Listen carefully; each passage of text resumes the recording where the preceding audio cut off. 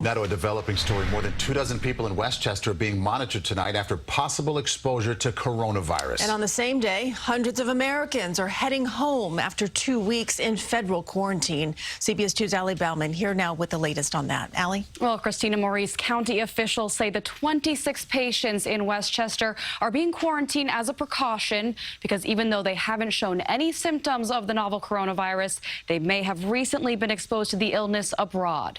This as China saw a second straight day of declines in new cases, but worldwide there are still more than 75,000.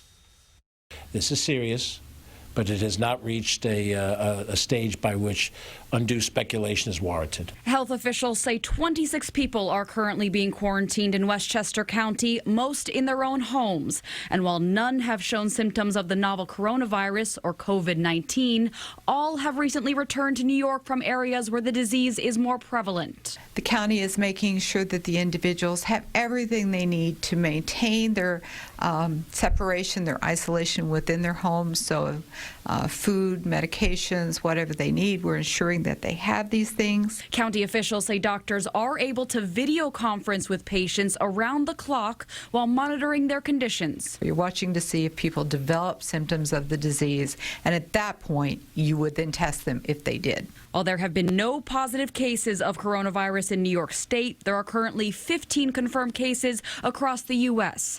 In California, hundreds of Americans who had evacuated China due to the outbreak are now finally able to leave the military bases where they've spent the past 2 weeks in federal quarantine. Happy to be home. But hundreds more Americans are still in limbo, like Jerry Sarati Goldman and her husband Carl, who were evacuated from the Diamond Princess cruise ship, which docked in Japan. But on their way back to the U.S., Carl developed a fever, and the couple is now in quarantine at a Nebraska hospital. The care where we are is supposed to be top in the country, so I'm not in fear at all that he's not going to have a full recovery from this. Westchester County officials would not specify where exactly those quarantine patients recently traveled, but did say that they were not all traveling together. Doctors advise people to wash their hands and keep at least a 6-foot distance from someone who is coughing or sneezing. Maurice?